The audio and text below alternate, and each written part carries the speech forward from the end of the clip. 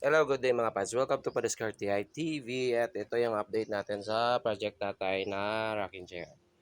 So ayan, assemble na sana tayo. Nakikita nyo yan. Kaso, may problema. May mali. Talagang maling mali. So yung nangyari mga pads, ayan nakita nyo yung dalawang ano yan. Yung nakatayong kahoy.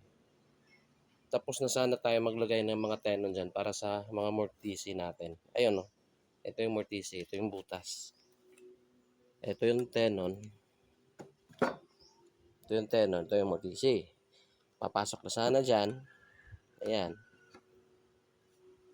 Doon din sa kabila. Ayun. Doon din sa kabila. Ang problema ngayon, malaking problema. Nangyari ito. Maling side yung lagyan natin ng butas. Dapat sana dito sa kabila.